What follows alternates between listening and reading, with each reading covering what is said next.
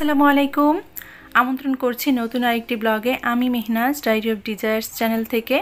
আশা রাখছি আমার প্রিয় আপু আন্টি এবং ছোট ছোট সোনামণিরা যে যেখান থেকে বসে আজকের এই ব্লগটি দেখছেন সবাই আলহামদুলিল্লাহ ভালো আছেন, আর আমিও আলহামদুলিল্লাহ বেশ ভালো আছি। গত শুক্রবারের একটা ব্লগ আপনাদের মাঝে শেয়ার করছি। আমরা তো বৃহস্পতিবার এসে পৌঁছেছিলাম, তো সেদিন তো আর কোনো কিছু আমি ভিডিও করতে পাইনি, তাই শুক্রবার থেকে যা যা করেছিলাম সেই কাজগুলো নিয়ে আজকের ব্লগটা তৈরি করেছি। প্রথমে যে কাজগুলো করছি সেটা হচ্ছে যে বাচ্চাদের রুমের বেডশিটটা চেঞ্জ করে আমি সুন্দর করে ঝেড়ে এগুলো ঠিকঠাক করে নিলাম। আর এখন হচ্ছে যে ওদের যে ওয়ার্ড্রোবের উপরে যে জানালার যে পর্দা আছে সেটা একটু ঝেড়ে ঝুড়ে তারপরে ওয়ার্ড্রোব বা টিভি আরও যা কিছু আছে সেগুলো একটু আমি টাওয়েল দিয়ে মুছে নিব। তো যারা ব্লগটা দেখা শুরু করেছেন প্রথমেই রিকোয়েস্ট করে নিচ্ছি যে আজকের ব্লগের কোথাও কোনো অংশ ভালো লেগে গেলে প্লিজ একটা লাইক দিয়ে ব্লগের বাকি অংশটুকু দেখে নিতে পারেন। আশা রাখছি আমার আজকের ব্লগটিও আপনাদের কাছে বেশ খানিকটা ভালো লাগবে। এছাড়া আমি ব্লগে শেয়ার করেছি যে যাওয়ার আগে আমি তো আমার নার্গিস আপাকে দিয়ে কিছু সবজি কাটিয়ে রেখেছিলাম। আমরা তো জানতাম না যে সেদিনই হুট করে আমাদের চলে যেতে হবে, তাই সবজিগুলো ফ্রোজেন করে রেখেছিলাম। আজ আপনাদের মাঝে শেয়ার করব ফ্রোজেন সবজিগুলোকে আমি কিভাবে রান্না করি এবং সেগুলো খেতেও কতটা টাটকা সবজির মতো মনে হয়। তো আশা করছি যে ফুল ভিডিওটা জুড়েই আপনারা আমার সাথেই থাকবেন। আর এই তো কথা বলতে বলতে আমি কিন্তু বাচ্চাদের রুমটাকে গুছিয়ে নিয়েছি। অফ ক্যামেরায় কিন্তু আমার বেডরুমটাকেও গোছানো হয়ে গেছে, কিন্তু সব কিছু এক ব্লগে শেয়ার করতে গেলে না ব্লগটা অনেক বেশি বড় হয়ে যাবে, তাই আর শেয়ার করলাম না। চলে আসলাম ডাইনিং রুমে। আমার ডাইনিং টেবিলটা মুছে নিচ্ছি।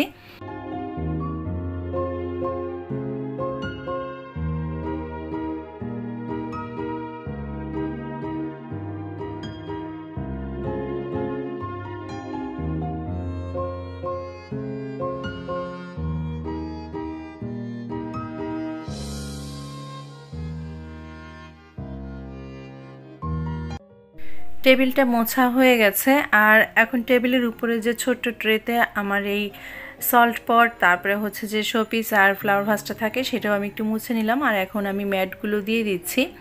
তো এই জায়গাটা না একটু অন্ধকার অন্ধকার এসেছে, কেন আসে আমি আসলে বলতে পারি না, বাট বাকি জায়গায় কিন্তু আমার বেশ ভরপুর আলোই আছে।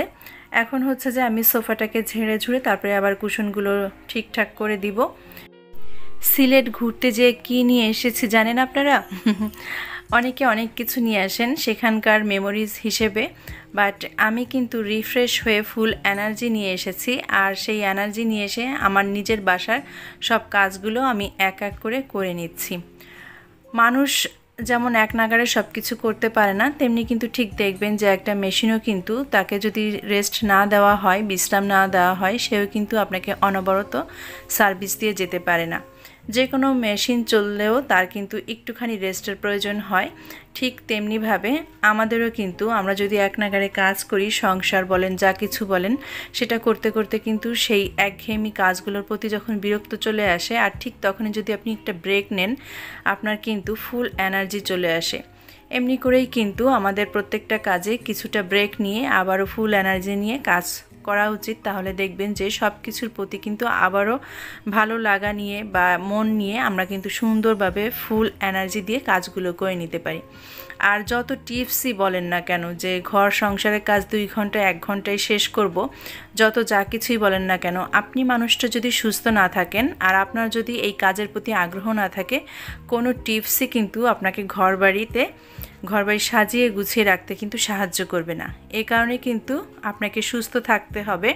আপনার বোরিং লাইফে আপনার একঘেয়েমি কাটিয়ে আবারও রিফ্রেশ হয়ে সংসারের কাজে ফুল এনার্জি নিয়ে মনোনিবেশ করতে হবে, এটাই হচ্ছে মূল কথা। ফ্রোজেন সবজিগুলো আমি ফ্রিজ থেকে বের করে নিয়েছি বেশ অনেকক্ষণ আগে। এটা লাউ কুচি করে রাখা হয়েছিল, খোসা সহ, আর ছিল উস্তে কুচি। ফ্রোজেন পেঁয়াজ তো বের করে রেখেছি, আর পাবদা মাছ ভিজিয়ে রেখেছিলাম। তো এগুলো এখন এক এক করে রান্না শুরু করে দিচ্ছি। কড়াইতে আমি তেল দিয়ে দিলাম, আর এই তেলের ভিতরে বেশ কিছুটা গোটা জিরা দিয়ে দিচ্ছি, তেজপাতা ছিঁড়ে দিয়ে দিব। এরপরে আমি যে কাজটা করব সেটা হচ্ছে যে ফ্রোজেন সবজিটা রান্না করে নিব। ফ্রোজেন সবজি রান্না করার কিন্তু একটা পদ্ধতি রয়েছে বা সিস্টেম রয়েছে, যেটা আমি মনে করি আপনার পাত্র বুঝে আর সবজি বুঝেই কিন্তু আপনাকে রান্নাগুলো করে নিতে হবে। আমি যেহেতু এখানে লাউটা রান্না করে নিব, লাউ সবজি কিন্তু অনেকটা নরম, তবে ফ্রোজেন করে রাখার কারণে কিন্তু এখান থেকে বেশ খানিকটা পানি ছেড়ে দিবে। এ কারণে কিন্তু আপনাকে বুঝে শুনেই রান্না করে নিতে হবে। ইচ্ছা করলে কিন্তু লাউ সবজিটাকে সিদ্ধ করে রেখে যেতে পারতাম, কিন্তু আমার সেদিন কাজের ভলিউম বেশি থাকার কারণে আমি কিন্তু সবজিটাকে খুব বেশি সেদ্ধ করতে পারিনি, তাই কুচানো অবস্থায়, এটা যেহেতু আগেই নর্মাল ফ্রিজে ছিল, পরে আমি এটাকে ডিপে রেখে গিয়েছি। দেখতেই পেয়েছেন আমি বেশ কিছুটা পানি চিপড়ি চিপড়ি দিয়েছি, তারপরও যতটুকু আইস গিয়েছে, যেটা একদমই বরফ হয়েছিল সেটা তো আর আমি ছাড়াতে পাইনি, তাই একটা চাক ধরেই দিয়ে দিলাম। লবণ হলুদ দিয়ে দিয়েছি, পেঁয়াজ রসুন দিয়ে দিয়েছি, কাঁচামরিচ কেটে দিয়ে দিয়েছি। এখন যেটা আমি করেছি, চুলার জালটাকে ফুল স্পিডে দিয়ে আমি এই সবজিটাকে রান্না করে নিব, তবে ঢেকে দিব না, ঢেকে দিলে কিন্তু আরও বেশি পানি গলবে, আর সেই পানিটা শুকাতেও কিন্তু অনেক বেশি সময় লাগবে। এই কারণে না ঢেকে দিয়ে আমি জালটাকে বাড়িয়ে দিয়ে রান্না করে নিব। আর যেহেতু আমি এটা স্টিলের কড়াইতে রান্না করছি, সে কারণে আমাকে বুঝে শুনে রান্না করতে হবে। ওটা চুলায় থাকতে থাকতে আমি এখন আমার পাবদা মাছগুলোকে মোটা দানার লবণ দিয়ে ভালো করে ধুয়ে নিচ্ছি।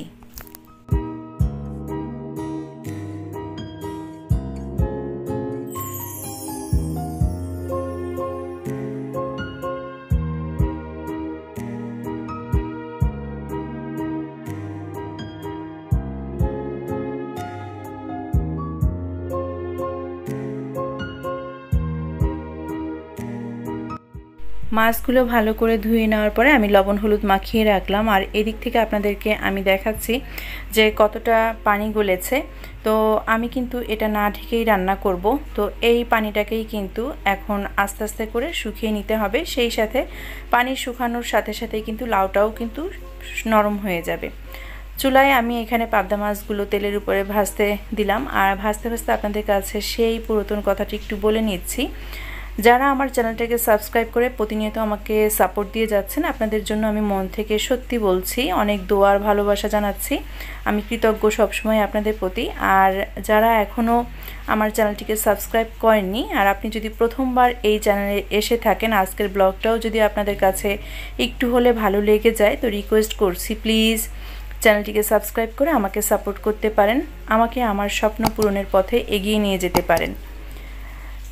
পাশে থাকা বেল আইকনের অল অপশনটি সিলেক্ট করে দিতে হবে, এতে করে নোটিফিকেশনে নিত্য নতুন লাইফস্টাইল ব্লগ, ফ্যামিলি ব্লগগুলো পৌঁছে যাবে, চাইলেই আপনি যখন তখন সেটা দেখে নিতে পারবেন। এখন দেখেন পানিটা কিন্তু একদমই শুকিয়ে গিয়েছে, তেলটাও বেশ খানিকটা উপরে ভেসে উঠেছে, আর আমি নাড়াচাড়া করে কিন্তু লাউটাকে রান্না করে নামিয়ে নিয়েছি। পাবদা মাছটা ভুনা করব, এই কারণে কিন্তু সব মশলাগুলো দিয়ে এখানে কষিয়ে নিয়েছি। অ্যাজ ইউজুয়াল আমি যেভাবে পাবদা মাছ ভুনা করি, একটুখানি কালি জিরা আর হচ্ছে যে গোটা জিরা ফোড়নে, শুকনো মরিচ ফোড়নে যেভাবে ভুনা করি সেভাবেই করে নিয়েছি। কালি জিরা আর গোটা জিরা ফোড়নে, শুকনো মরিচ ফোড়নে পাবদা মাছ ভুনা করে নিলে কিন্তু এর স্বাদ বা টেস্ট অনেক গুণ বেড়ে যায়, আপনারা ট্রাই করে দেখবেন। আমি কষানো মশলার ভিতরে এখন ভেজে রাখা মাছগুলো দিয়ে অল্প পরিমাণ পানি দিয়ে জাস্ট অফ ক্যামেরায় রান্নাবান্না করে নিব। এটা আর শেয়ার করার কিছু নাই। আর যেটা করব সেটা হচ্ছে যে উস্তে ভাজিটা কিভাবে করছি। সবাই আসলে সব কিছু পারেন, সবাই সংসারের প্রয়োজনের খাতিরে কিন্তু ফ্যামিলি মেম্বারদের টেস্ট বা চাহিদার কারণে কিন্তু সবাই সবার ফ্যামিলির রান্নাবান্নাগুলো এক এক রকমভাবে করে থাকেন। আমিও সেম আমার ফ্যামিলি মেম্বারদের চাহিদা এবং টেস্ট অনুযায়ী কিন্তু রান্নাবান্নাগুলো করে নিচ্ছি। তারপরেও কিন্তু মানুষের থেকে দেখে বুঝে শুনে অনেক কিছুই শেখে। আর এক্সপার্টদের জন্য আসলে আমার ভিডিওগুলো না, যারা নতুন আছেন তাদের জন্য আমি শেয়ার করছি। আমি কিন্তু উস্তেটাকে পানি সহ বা আইস সহ আমি তেলের উপরে দিচ্ছি না, আমি একটু আবারও পানি দিয়ে, নর্মাল পানি দিয়ে ধুয়ে আইসটাকে ছাড়িয়ে তারপরে কিন্তু পানি চেপে চেপে আমি তেলের উপরে দিয়ে দিয়েছি। সাথে কিন্তু বেশ কিছুটা পরিমাণ আমি পেঁয়াজ কুচি, মরিচ ফালি এগুলো দিয়ে লবণ দিয়ে দিলাম। আর হলুদের পরিমাণটা দেব জাস্ট অল্প পরিমাণে, দেখতেই পাচ্ছেন যে কতটুকু হলুদ দিয়েছি। উস্তের রঙটা একটু সবুজ সবুজ থাকলেই কিন্তু আমার কাছে ভালো লাগে, আর উস্তে ভাজিতে যতটা পেঁয়াজ দিবেন ততই কিন্তু উস্তে ভাজিটা বেশ ভালো লাগবে। আর আমার উস্তেগুলো ভাজি করলে কিন্তু একদমই তিতা থাকে না, কারণ আমি হচ্ছে লবণ দিয়ে চটকিয়ে পানিটা ফেলে নিই। এদিক থেকে কিন্তু আমার পাবদা মাছ ভুনাটাও কিন্তু হয়ে গেছে। আর এই যে আমি নামিয়ে নিয়েছি পাবদা মাছ ভুনাটা। তো আর এখন ইন্ডাকশন চুলাতে আমি গ্যাসের চুলা থেকে তাওয়াটাকে শিফট করে দিয়েছি। উস্তে ভাজিটা হচ্ছে আর একটু নেড়েচেড়ে আমি উস্তে ভাজিটাকেও নামিয়ে নিয়েছি। টেবিলে সবগুলো খাবার আমি নিয়ে আসলাম, আপনাদেরকে ফাইনাল লুকটা আমি দেখিয়ে দিচ্ছি। এই হচ্ছে আমার উস্তে ভাজি, মাছ ভুনা আর হচ্ছে যে লাউয়ের সবজিটা। সব কিছুই রান্নাবান্না শেষ হয়ে গেছে। সবজিগুলো দেখে কি আপনাদের মনে হচ্ছে যে এইগুলো ফ্রোজেন সবজি আমি রান্না করেছি? উস্তে ভাজিটা তো অনেক ইয়াম্মি হয়েছিল, সাথে লাউ ভাজি আর হচ্ছে যে আমার এভাবে মাছ ভুনাটা আমার ফ্যামিলির সবাই খুব বেশি পছন্দ করে। তো খাবারগুলো আমি জালি দিয়ে ঢেকে দিচ্ছি। আপনাদের ভাইয়া নামাজ পড়ে এসেছে, আর আজ নামাজ পড়ে আসার পথে বলেছিলাম যে আমার জন্য পান নিয়ে এসো আর হচ্ছে চমন বাহারটা, তো সেটাই নিয়ে এসেছে। এখন আমি পানটাকে উঠিয়ে রাখবো। আর বিকালবেলা যে কাজটা করছিলাম সেটা হচ্ছে যে বাবুদের জন্য একটুখানি চিকেন চাপ রেডি করে নিচ্ছিলাম। রেডি করে নিলে দেখা যাচ্ছে যে রবিবারে ওদের টিফিনেও দিতে পারবো আমি। তো এই চিকেনগুলো আমি টুকরো টুকরো করে কেটে সব ধরনের মশলাই দিয়েছি, শুধুমাত্র এখানে আমি পেঁয়াজ বাটাটা ইউজ করিনি আর হচ্ছে হলুদ ইউজ করিনি। বাকি এখানে আমি অস্টার সস, সয়া সস বা অন্য যত ধরনের মশলা আছে সব কিছুই আমি ইউজ করেছি। তো পানিতে সেদ্ধ করে নিয়ে বা রান্না করে নিচ্ছি, দেখতেই পাচ্ছেন যে বেশ কিছুটা তেল ভেসে উঠেছে। এভাবে নাড়াচাড়া করে কিন্তু আমি চিকেনটাকে রেডি করে নিয়েছি। আর এই চিকেনটা আপনি এই অবস্থায় পারলে কিন্তু ঠান্ডা করে বক্সে করে রাখতে পারেন। যখন বাচ্চাদেরকে দিবেন বা টিফিনে দিবেন, জাস্ট একটুখানি এভাবে তেলের উপরে দিয়ে নেড়েচেড়ে কিন্তু আপনি চাপটাকে রেডি করে নিতে পারেন। আমি যে কাজটা করছি, এখন ফ্রাই প্যানে তেল দিয়ে তেলের উপরে পেঁয়াজ আর অল্প কিছু রসুন কুচি আর কাঁচামরিচ ফালি দিয়ে নেড়ে চেড়ে তারপরে হচ্ছে যে আমি রান্না করে নেওয়া চিকেনটা পুরোটাই দিয়ে দিলাম ফ্রাই প্যানের ভিতরে। এই অবস্থায় আবারও আমি নেড়ে চেড়ে নিব। আর একদম নামানোর আগে আমি কিছুটা টমেটো কেচাপ বা টমেটো সস দিয়ে আবারও নেড়ে নিব। তারপরে একদম ফাইনালি নামানোর আগে যে কাজটা করব, যে মশলাটা আমি হাতে বানিয়ে রাখি, যেটা আমি রোস্টের মশলা বা বিরিয়ানির মশলা হিসেবে ইউজ করি, সেই মশলাটা আমি এখানে ইউজ করে দিচ্ছি। এখানে জায়ফল, জায়ত্রী বা অন্যান্য যত ধরনের মশলা রয়েছে সব কিছুই আছে, যেটা আমি মশলা রেসিপিতে দিয়েছিলাম এবং আপনাদের সাথে শেয়ারও করেছিলাম। সেখানে রয়েছে, এত সুন্দর স্মেল বের হয়, খুবই ভালো লাগে। সুভার বাবা আর ওয়াসিফ সুভাদের কাছেও কিন্তু এই চিকেন চাপের রেসিপিটা খুব বেশি ভালো লেগেছে। আমি বাচ্চাদেরকে রুটির সাথে দিয়েছিলাম, আপনারা চাইলে এটা পরোটা, রুটি সব কিছুর সাথেই বা নানের সাথেও কিন্তু সার্ভ করে নিতে পারেন। আমি তো বাচ্চাদের বিকালের নাস্তা আর টিফিনের জন্য রেডি করেছি। কিছুটা আমি বক্সে উঠিয়ে রাখবো রবিবারের টিফিনে দেওয়ার জন্য, আর কিছুটা ওদের এখন নাস্তা দিয়ে দিব। এই ছিল আজকে আমার সারাদিনের একটা ব্লগ। কেমন লেগেছে জানি একটা কমেন্ট করবেন। বিদায় নিচ্ছি, সবাই খুব বেশি ভালো থাকবেন। আল্লাহ হাফেজ, আসসালামু আলাইকুম।